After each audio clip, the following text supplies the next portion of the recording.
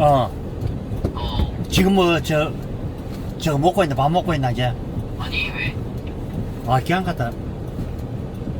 뭐, 비도 오고 그래가지고 오늘 보니까 이제, 아, 오늘 뭐, 거기는 잘 갔다 왔나? 그래가지고 이제, 근데 좀 힘들어. 뭐, 마릴라까지 계속 해야 되나? 그 일을 이제. 어.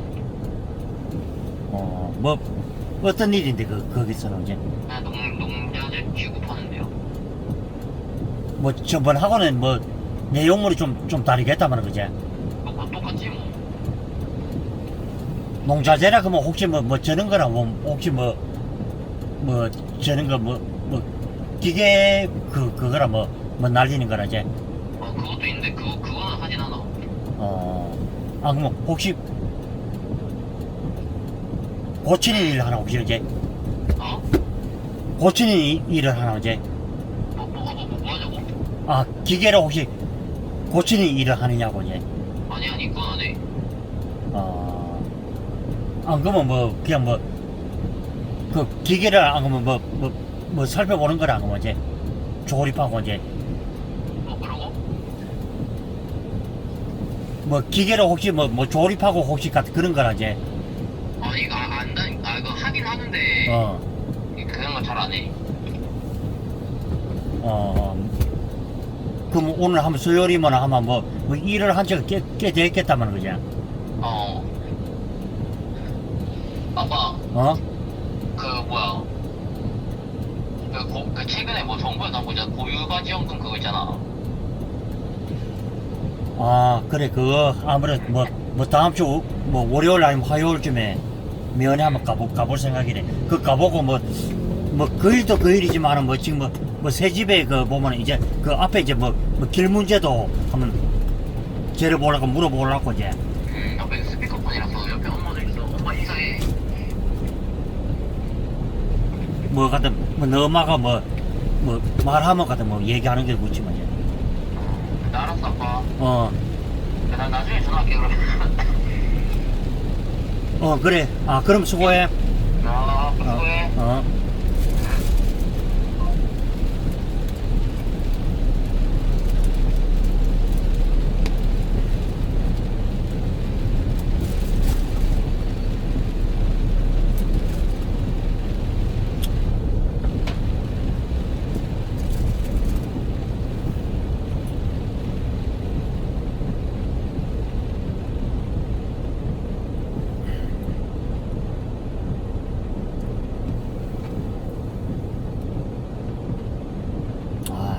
이럴 줄 알았으면 옷을 약간 뭐 따뜻하게 이렇게 입고 오겠는데요.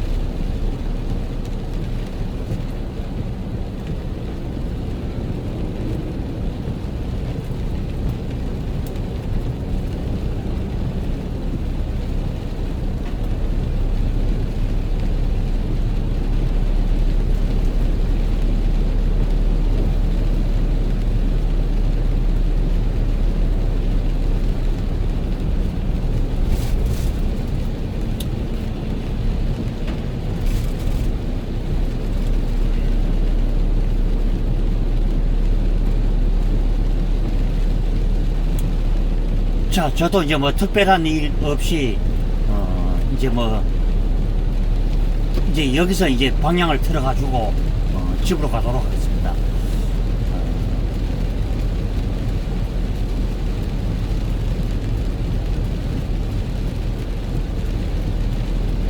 뭐 특히 그렇죠. 뭐 비 오거나 뭐 눈 오거나 뭐 웬만하면 뭐 집으로 가는 게 그만 제일 복잡했죠.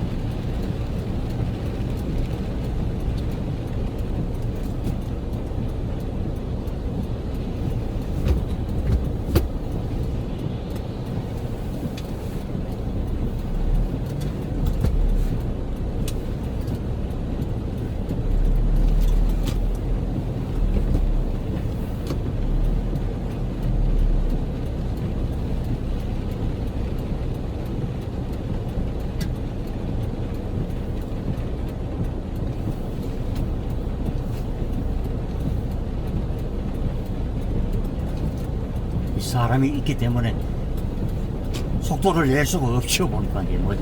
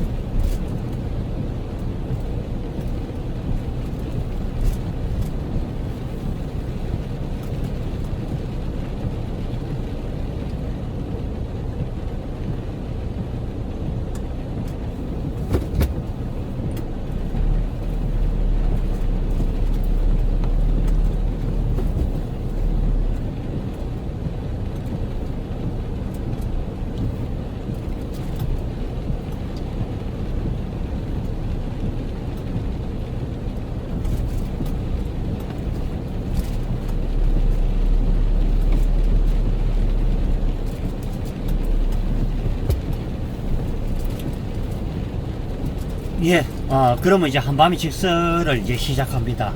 예.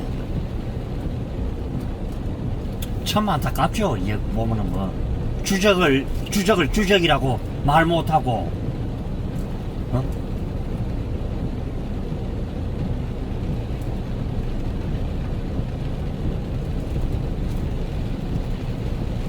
엉뚱한 소리는 그저 하죠.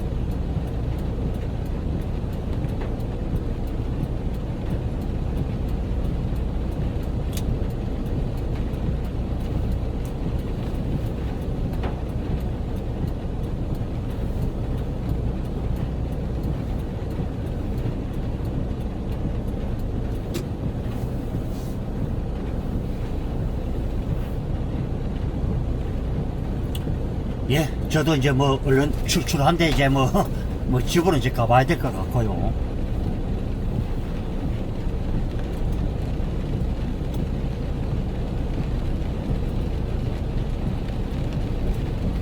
역시 비가 오니까 사람들이 이 날씨가 좋을 때 같았으면 여기 막 차가 막 있고 이러는데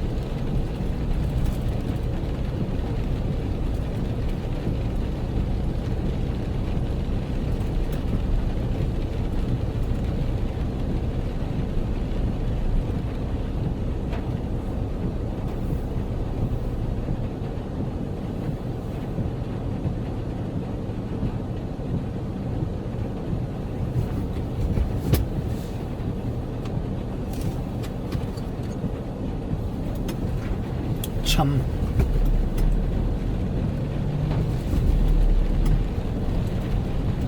북한이라 그러면은 뭐 사죽도 못 쓰고 어디 보면은 그 등신 같은 것들인데 당에도 보면 엉뚱한 사람이들 어려 보면 하프리질 하고 지랄하죠 보면은.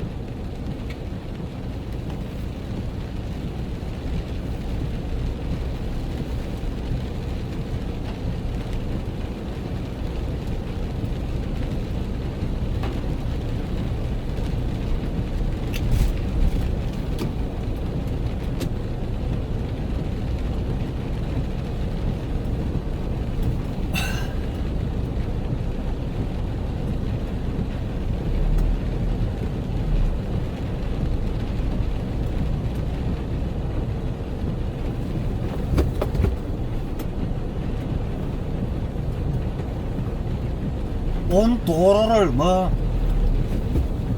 사람 뭐 어리 보면 막 갖다 피부를 막 갖다 이렇게 막 이 파듯이 막 갖다 이런 식으로 막 갖다 해가지고는 요 보면은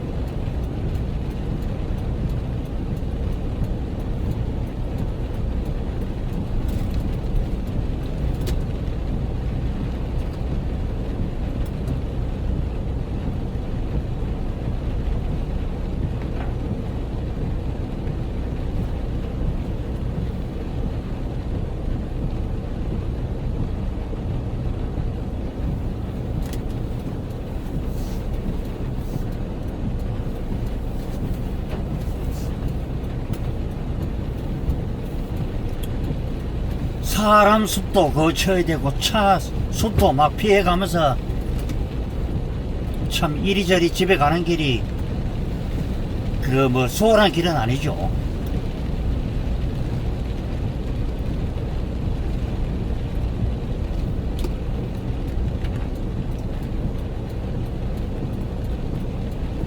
늘 제가 뭐 늘 맨날 얘기하죠. 뭐 지역이 결국에는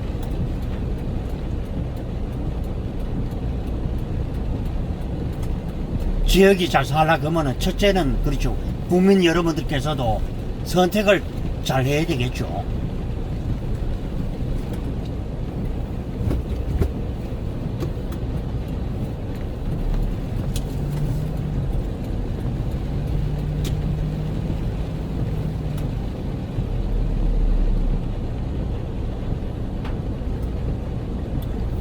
시의원을 하든지 뭐 구의원, 도의원 하든지 광역시장을 하든지 간에 사명을 가지고 해야 되는데 참 알 수가 없죠 보면은.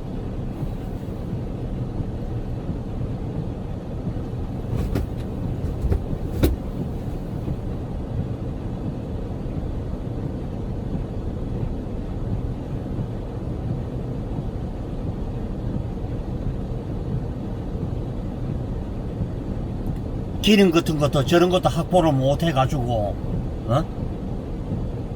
고유가 피해 지원금이라고 참 처먹고 하지도 없는 것들이 바로 저런 것들이죠 보면은.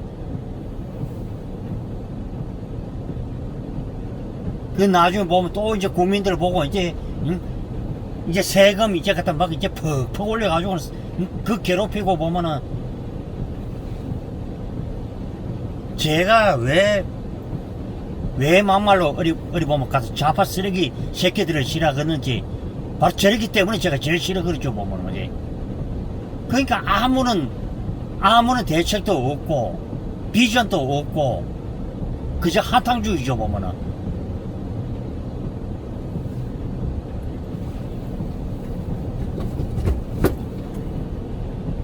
왜 미친년 하나는 어디 보면은 삼성전자를 갖다 막 없애야 된다고 그 짓거리 하죠.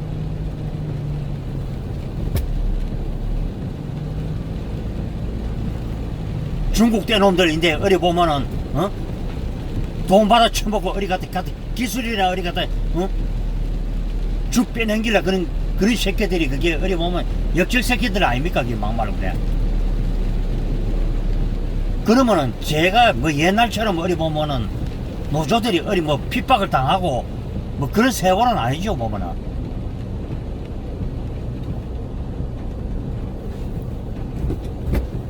여러분들 생각해 보십시오. 연봉만 해도 제 1년 수입에 거의 한 9배나 거의 가깝죠 보면은. 저 학생도 비를 맞고 지금 집에 가는군요 보니까.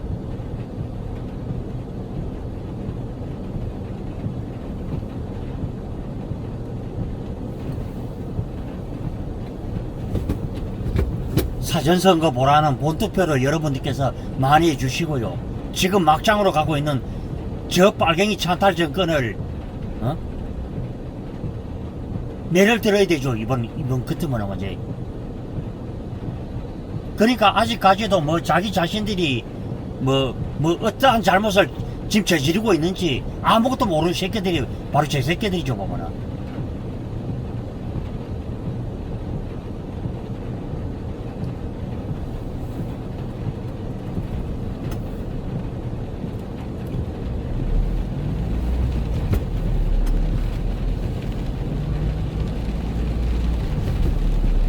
참 과거에 그때 참 생각나죠. 어쩌면은 아직까지도 맹 아버지 살아 계셨으면은 맹 아직까지도 제가 맹 그 일하고 맹 다니고 있겠죠. 물론 뭐 하기 싫든 하기 좋든 어차피 그것을 맹 성명이라고 받아들이고 해야 되지만은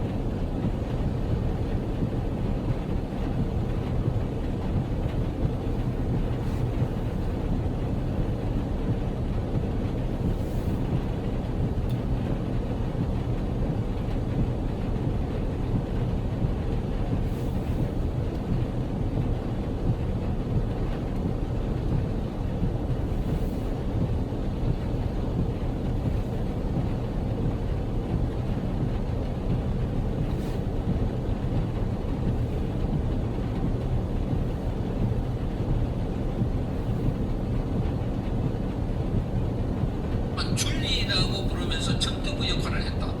이런 논란과 관련해서 그동안 많은 비판 그리고 공격을 받은 것이었습니다.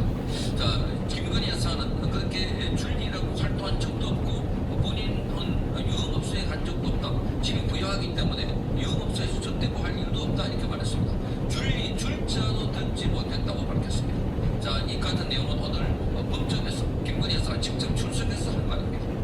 자, 오늘 김건희 여사와 관련해서 지금 줄리 의혹을 제기했던 안혜욱 씨와 관련해서 재판이 열렸는데 김건희 여사가 오늘 이 재판에 출석해서 자신과 관련된 여러 의혹에 대해서 설명했습니다. 자, 본인은 채팅방 등에서 썼던 영어 이름은 제니였다고 정을 했습니다.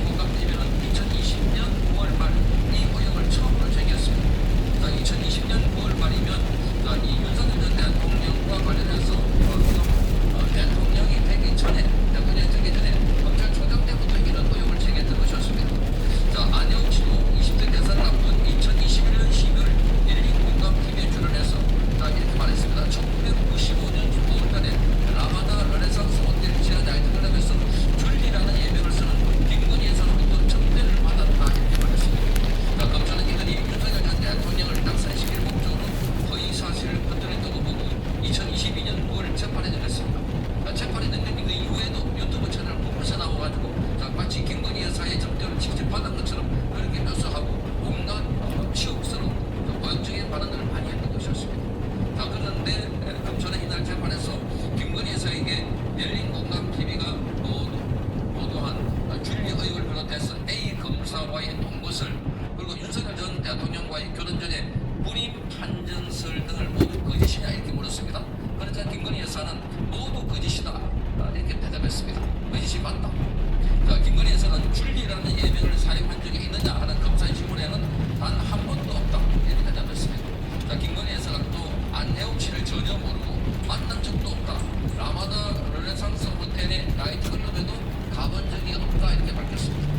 의혹이 제기된 시기에 대학원 수업을 듣느라 바빠서 호텔을 떠나들 유력조차 되지 않았다는 게 김건희 여사의 설명입니다. 이름에도 불구하고 이들은 마치 김건희 여사의 직접적으로 본인이 이 서빙을 받은 것처럼 이 접대를 받은 것처럼 온갖 이야기를 다 했습니다.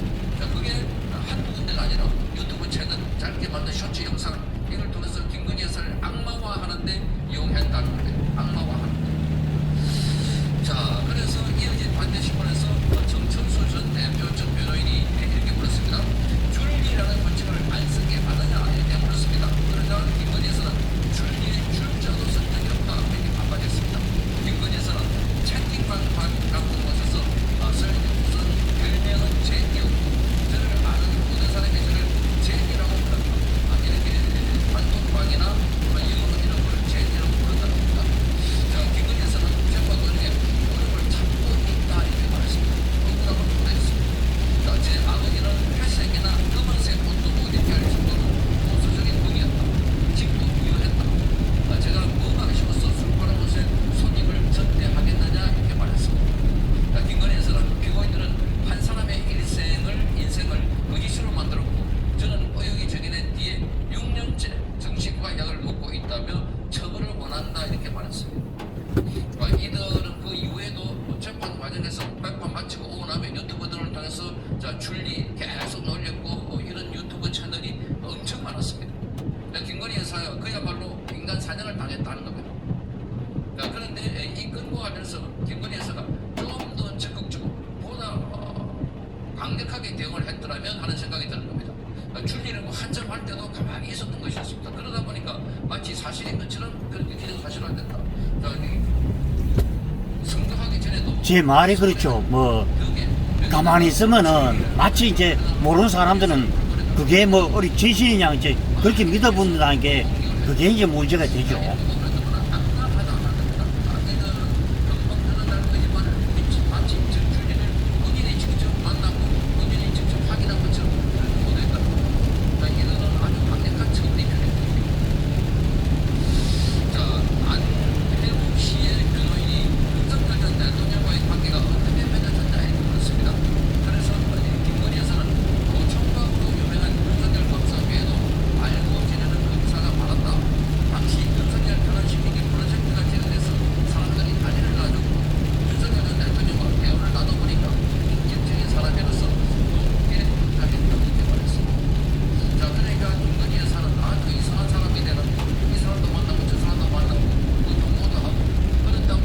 그게 뭐 이래 말하면 저래 이제 막 말해가지고 이제 뭐 들어치고 뭐 어리 보면 뭐 마치 그게 뭐 진짜인 양 이제 그렇게 그죠 보면은. 변호사님이 찾아가서 정도로 왔다 이렇게 거짓말을 해가지고 그래서 그 나이 많으신 어르신을 앉혀놓고 유튜브를 찍었던 것이었습니다. 나중에 거기 있는 가족들이 그 할머니는 치매에 걸려가지고 그래서 시키는 대로 답변을 다 하니까 맞다 줄리라는 여성과 그 변호사가 동거를 했다 이런 식으로 몰아간 이런 의혹도 있다 하는 겁니다. 이런 걸 보면은 정말 악랄하다.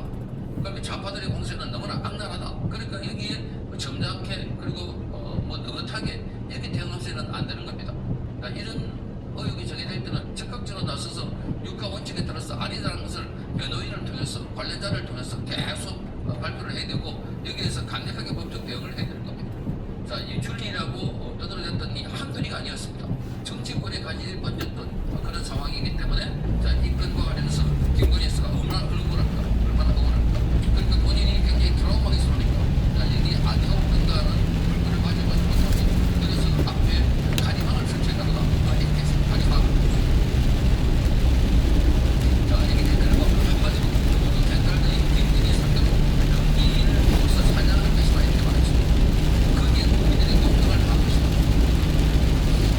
그게는 뭐 어떤 사안이든 뭐 그 말에 이제 막 넘어가는 인간들도 이제는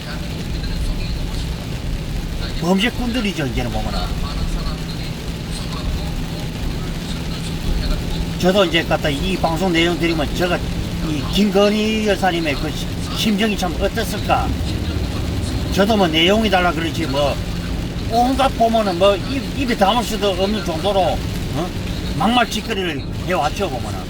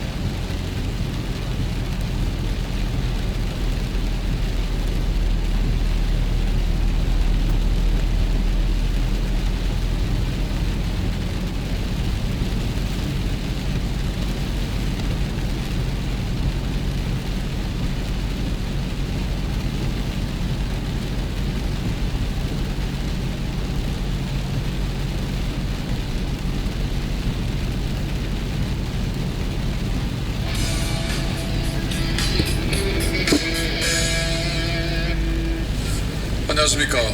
신의균의 국방TV 시큐리티 뉴스입니다. 자, 오늘도 아주 중요한 안보 소식들 같이 살펴보도록 하겠습니다. 자, 이스라엘 총리 그리고 이스라엘 대통령이 모든 일정을 취소했습니다. 그런 거 보면 어쩌면 오늘 밤이 D-Day가 되지 않나 라는 생각이 드는데요. 지금 어떤 내용으로 진행되고 있는지 보도록 하겠고, 그리고 뭐 언론들에서 보셨을 겁니다. 미 상원에서 이 전쟁 반대 결의안이 가결되었다 라는 보도가 나왔는데, 그거 보도가 틀린 거예요. 그래서 진실은 뭔지 제가 알려드리겠고, 그리고 미국의 국토안보부 전쟁부가 나서서 글로벌 친중 네트워크, 그러니까 싱엄 네트워크라고 하는 게 있는데, 여기에서 극좌 친중 단체 자금 지원을 하는, 그리고 사회 혼란을 야기하는 이런 네트워크가 있어요. 이걸 지금 이제 수사를 들어간다고 하는데, 이런 네트워크가 우리나라에는 없을까요? 이런 것들이 우리나라로 전이되기를 기대해 보겠는데요. 어떤 상황인지 같이 보도록 하겠습니다. 첫 번째입니다. 미국을 비롯한 세계 각국에는 현지 언론인과 시민단체, 지식인들을 규합해 친중 기류를 형성하고 친중 정권 수립을 꾀하는 중국 공산당의 통일전선 공작 네트워크가 존재합니다. 주류 언론과 학계가 음모론이라 매도해왔던 이 네트워크에 대해 트럼프 행정부가 범정부 차원의 대대적인 수사를 진행 중이라는 소식입니다. 트럼프 행정부가 미국을 비롯한 전 세계에서 광범위하게 활동하고 있는 친중 통일전선 공작망, 일명 싱엄 네트워크에 대한 부처 간 합동 수사를 진행 중이며, 최근 이 수사에 전쟁부와 국토안보부가 합류했다고 폭스뉴스가 현지 시각 5월 19일 보도했습니다. 보도에 따르면 미 전쟁부와 국토안보부는 상하이 거주 친중 극좌 기업인인 네빌 로이 싱엄이 자금을 지원하는 비영리 단체 네트워크가 미국 내 분열을 조장하며 사회 혼란을 심화시키고 있으며, 이것이 국가 안보에 대한 직접적인 위협이 된다는 판단에 따라 이번 수사에 합류한 것으로 전해졌습니다. 당초 이 수사는 국무부와 재무부, 법무부를 중심으로 구성된 합동수사단에 의해 진행되어 왔는데요. 각 부처는 싱엄 네트워크의 자금 흐름과 이 네트워크에 외국 정부가 직접적으로 개입되어 있는지 여부를 찾아내는데 수사력을 집중해 왔습니다.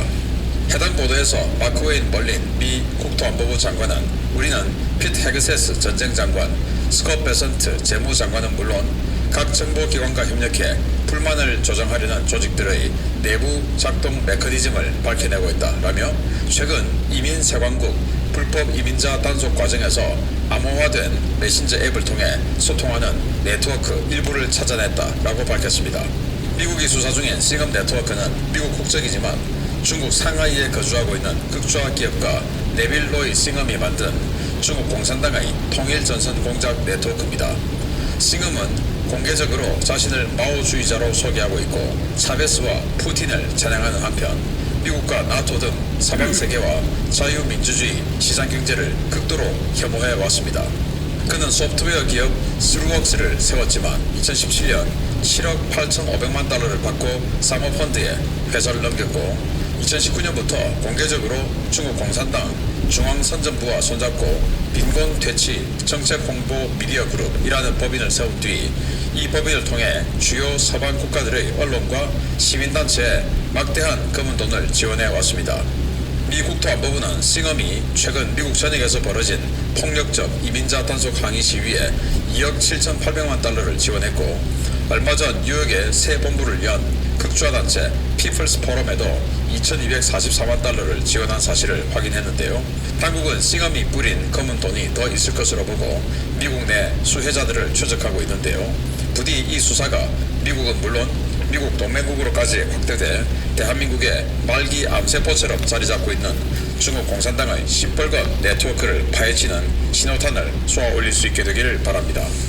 네, 싱엄 미국의 인이에요. 인도계 미국인 싱엄이라는 자인데 2017년에 자신이 세웠던 회사를 팔았습니다. 그래서 7억 8,500만 달러를 받고 팔고, 그리고 상하이로 건너갔어요. 그래서 지금 상하이에 살고 있습니다.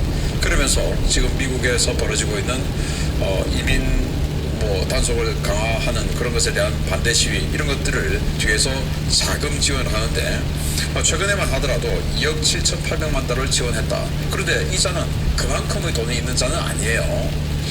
자, 그래서 폭스뉴스가 관련 보도를 했는데 국토안보부와 전쟁부는 미국 내 분열을 조정하는 싱업 네트워크에 대한 수사에 합류했다. 그동안 재무부, 국무부 이런 곳에서 비자 관련 또는 자금 관련 이런 것들만 주로 들여다봤는데 이제는 이거는 국가안보의 영역이다라고 해서 국토안보부, 전쟁부가 싱업 네트워크를 단속하는데 동참한다라는 거예요. 그러니까 중국의 자금을 받고 그리고 미국에서 친중 활동을 하면서 친중 정책을 만들어내고 친중 여론을 만들어내고 또 시위 활동을 하고 하는 그들을 찾아내겠다. 그거는 국가안보 일이다 라는 거예요. 과거 냉전시대 같으면 소련의 자금 지원을 받고 미국에서 미국 정책을 흔드는 자들하고 똑같죠. 그때 같으면 그거 용서가 되겠습니까? 그거하고 똑같다는 겁니다. 그래서 최근에 피플스 포럼, 그러니까 뭐 인민 포럼이죠. 여기에 그들이 본부를 뉴욕에 만들었는데, 자, 이렇게 조그만 건물인데요.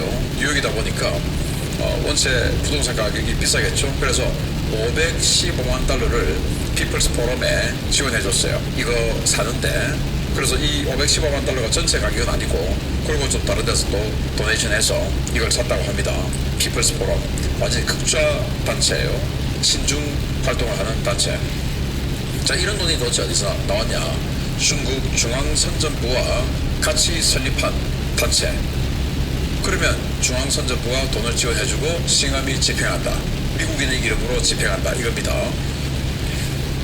이자는 2016년에 결혼을 했는데 자메이카에서 결혼을 했어요. 그러면서 그 결혼식장에서 뭐라고 했냐?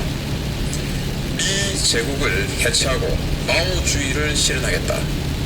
미국 제국을 해체하고 마오주의를 실현하겠다라고 결혼식장에서 선언했던 자입니다. 자기 부인도 완전 극좌운동가고. 그래서 그동안 이 자가 공식적으로 이자의 이름으로 지원해준 돈이 6억 달러가 넘는답니다. 6억 달러. 근데 그 정도로 여유 있는 자는 아니다 겁니다. 그래서 중국 돈을 받고 하는 것이다 라는 건데, 그러면 이게 미국에만 있을까? 아니죠. 우리 한국의 언론인들 중에서 중국에 단기 연수 가고 또는 특파원 가고 하는 언론인들 정말 많죠. 저는 우리 한국의 메이저 언론의 기자가 베이징 특파원에 왔는데, 특파원으로 와서 뭐 2, 3년 근무하다가 돌아가는데 중국 당국이 그 사람을 호섭하지 않고 가만히 뒀을 것이다 라고 생각하는 것은 좀 너무 순진한 생각이 아닐까라고 생각을 저 혼자 합니다. 뭐 거기 중국 갔다 왔다는 사람이 다 친중화됐다라고는 볼 수 없지만 상당한 자극을 받았을 것이다. 자극을 안 받은 사람은 저는 없을 것이라고 보고, 그 작업에 넘어갔는지 안 넘어갔는지는 그의 신념의 영역인데 그건 알 수가 없지요. 그리고 시민단체들, 이자들은 그리고 또 여기 시민단체, 여기 학계, 그리고 정치인들, 한중의원연맹이죠. 이자들은 2기까지만 발표를 하고 3기부터는 발표를 안 해요. 아니, 자기들이 중국하고 의원연맹해서 뭐 잘 지내자 하고 하는 이런 활동을 하면 그게 자랑스러우면 발표를 해야지. 발표를 안 해요. 그래서 우리 대한민국에 발표 안 하는 게 몇 가지가 있죠. 이 한중의원연맹 명단 발표 안 합니다. 그리고 5.18 유공자 명단 발표 안 해요. 저는 이게, 아니, 5.18 같은 정말 우리 헌법에도 지금 집어넣자 하는 그 숭고한 그 운동 사건에 대한 유공자, 그러면 얼마나 우리로부터 존경받아야 될 사람이겠습니까? 근데 그 사람들 왜 안 밝혀요? 저는 이게 좀 이해할 수 없다. 그리고 전교조 명단을 발표를 했더니 벌금을 때리더라. 그거 좀 희한하죠. 지금 서울교육감 출마하고 있는 조전혁 전 의원, 그 발표했다가 벌금 엄청나게 맞았죠. 아니, 참교육하고 그렇게 자랑스러운데, 아니, 그게 왜 명예훼손이고 뭐 저쩌고 이해가 되지 않아요. 그런 자들 좀 명단이 이번에 나왔으면 좋겠고, 아무튼 우리나라에도 중국과 관련된 활동한 사람들 결코 싱업 네트워크와 무관하지는 않을 것이다 라는 의혹이 드는 장면이에요. 두 번째입니다.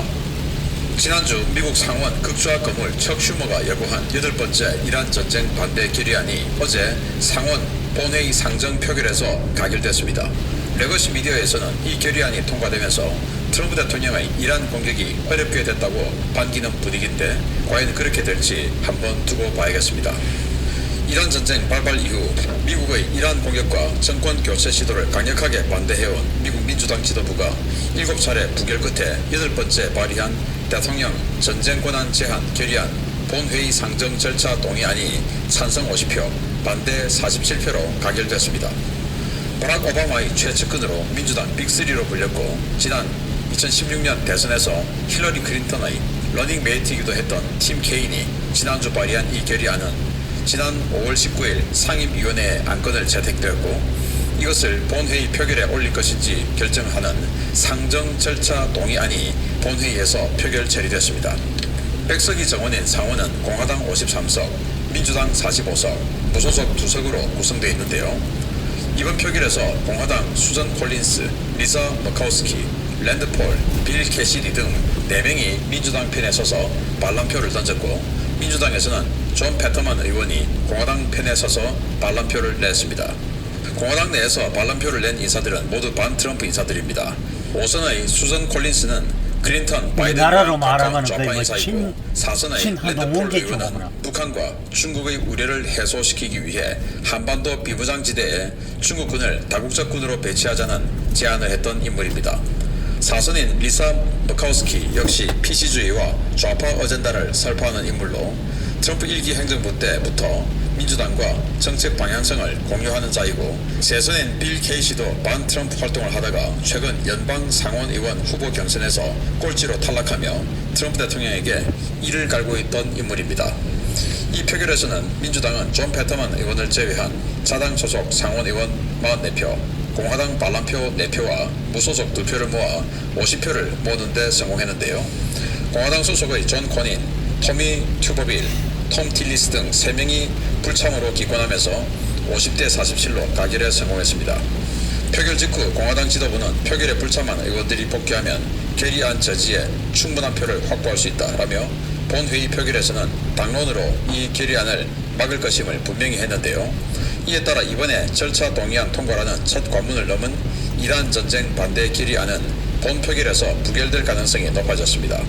이 결의안이 본회의에서 통과되더라도 공화당이 다수당인 하원에서도 통과되어야 하고 하원을 통과하더라도 트럼프 대통령이 거부권을 행사하면 다시 상원과 하원에서 각각 3분의 2 찬성을 받아야 하는 상황인데요. 그럼에도 불구하고 민주당은 오는 11월 중간선거 때까지 이 이슈를 끌고 가면서 트럼프 심판론을 띄워 대통령과 공화당에 대한 지지율을 최대한 끌어내리겠다는 심산입니다. 민주당은 이 같은 종전 집착에도 불구하고 트럼프 대통령이 정한 이란 공습 재개 시각은 점점 다가오고 있는데요.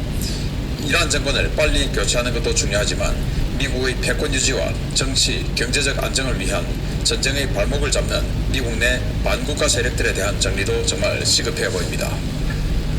우리 언론들이, 레거시 미디어들이 마치 트럼프 지금 큰일 났다 라고 하는 것처럼 이 전쟁 반대 결의안이 통과되었다 이런 보도를 쭉 했는데 실제로는 그게 아닙니다. 자, 상원 표결 결과가 이제 50대 47인데 이게 무슨 표결이냐, 상원에서 이 안건을 다룰 것이냐 말 것이냐, 이 안건을 상원에 상정을 할 것이냐 말 것이냐 하는 안건 채택 동의안이에요. 그래서 안건 가결 동의안이 아니고 안건 채택 동의안이고 여기에 이제 가결이 되어서 상원 본회의 안건으로 이제 올라간 그런 상황입니다. 그동안은 이제 올라가지도 못하고 7번을 탈락을 했는데 이제는 안건으로 올라갔다 그 말입니다. 그런데 우리 한국 언론은 미 상원 트럼프 저지 첫 걸음 이란 전쟁 정지 결의안 상정, 이 파이낸셜 뉴스인데 여기는 그래도 뭐 조금 적당히 썼어요. 근데 서울신문 여기 호남 지역의 건설회사가 소유하고 있는 언론이죠. 트럼프 결국 전쟁 강제 종료, 미 의회에서 이란 전 중단 결의안 첫 통과. 이거 맞습니까? 미 의회에서 이란 전 중단 결의안이 첫 통과됐다? 아니죠. 결의안이 상정되었다. 이 말이 맞는데 자, 여기 보시면 파이낸셜 뉴스 결의안 상정 이게 맞죠. 그런데 여기는 중단 결의안 첫 통과.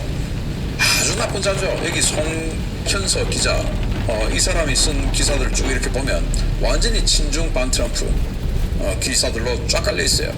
아주 나쁜 자입니다. 이런 자들. 또 이런 제목을 패스 시켜주는 데스크, 뭐 국제부, 뭐 정치부 있겠죠. 부장들. 그 자도 나쁜 자입니다. 네, 정말 나쁜 자들이죠. 이렇게 언론이 사실을 왜곡하면 안 되죠. 자, 그러면 그게 상정이 되어서 만약에 상원에서 가결이 되었다. 그러면 하원에 다시 가야 돼요. 하원도 공화당이 더 많죠. 217대 212로 많아요. 그런데 하원에서 가결될 수 있을까? 어렵죠. 그런데 또 가결되었어요. 혹시나 그러면 대통령이 거부권을 행사하겠죠.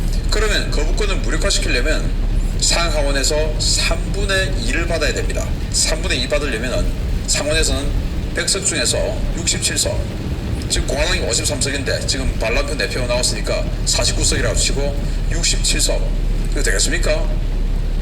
안 되죠. 또 하원은 435석 중에서 290석을 표를 받아야 되는데 이거 되겠습니까? 안 되죠. 그래서 이 전쟁을 의회 차원에서 막아낼 수 있는 길은 거의 없다. 이렇게 보면 맞고요. 자, 이런 가운데 또 의원들이 더 눈치를 볼 수밖에 없는 이유가, 자, 이 이자의 사례가 또 최근에 발생했어요. 이자는 반 트럼프예요. 하원 의원인데 반 트럼프 활동을 하다가 이번에 경선에서 탈락했습니다. 후보 경선에서. 자, 여기 보시면 폴리티코 보도인데 5월 17일 켄터키 공화당 연방 하원 의원 경선에 사용된 광고비가 3,200만 달러를 넘었다. 친이스라엘 단체들이 900만 달러, 트럼프 측 인사들이 설립한 슈퍼팩이 700만 달러 이상을 투입해 트럼프 대통령이 지지한 에드 갤러인 후보를 승리로 이끌었고 반 트럼프 인사인 현역 의원 토마스 메시가 탈락했다. 이자가 하원 현역인데 이자가 경선에서 탈락했다. 왜?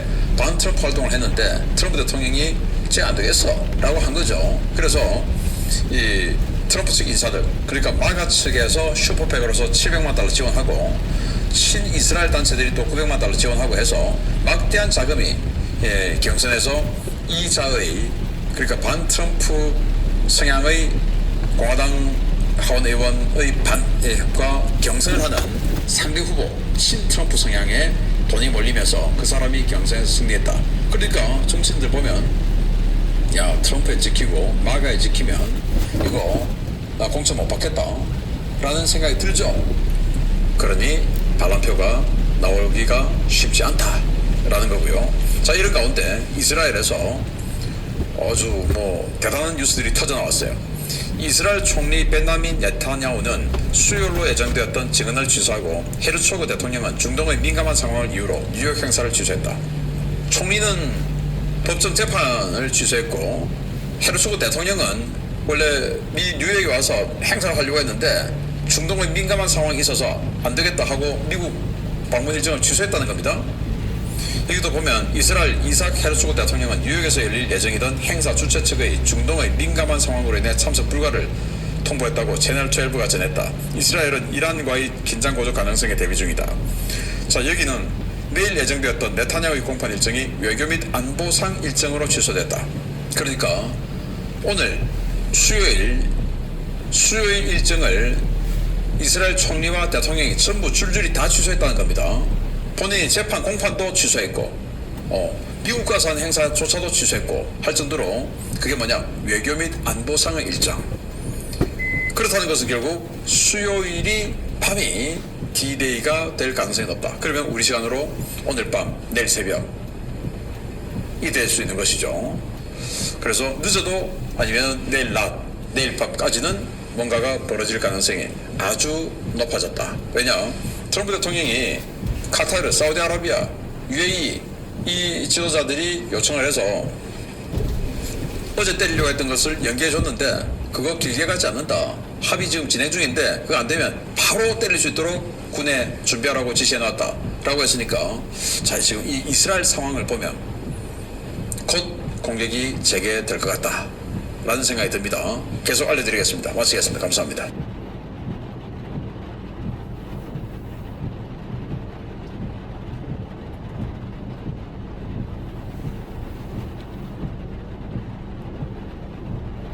아니야.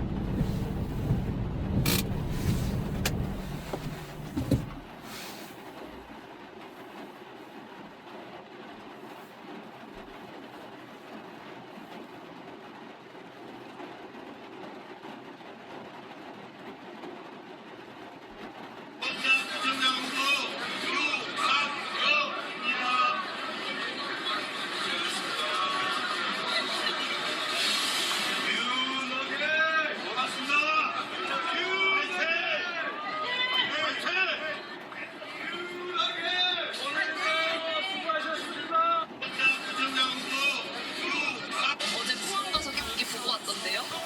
경기 진짜 재미있었죠? 역대급 경기였어요. 약속의 땅. 포항이잖아요. 포항, 항항. 투수가 잘 막아주고, 타자들은 안타 마구 때려주고. 진짜 미쳤어. 7회 말에 안타 폭격할 때는 정신을 못 차리겠던데요. 날씨 좋고, 경기 내용 좋고, 응원 좋고, 다 좋았다. 사랑한다. 최강 삼성.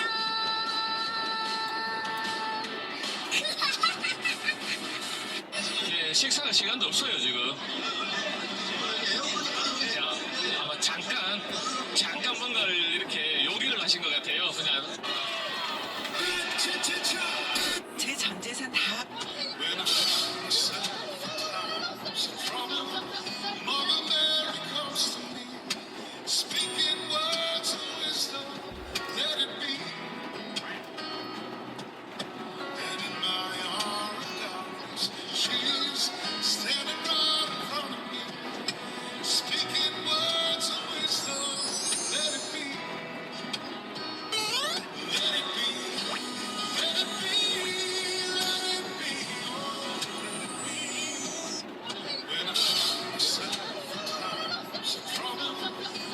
어디 뼈가 부러지지 않는 이상 핑계대고 마운드에서 내려오고 싶지 않았습니다.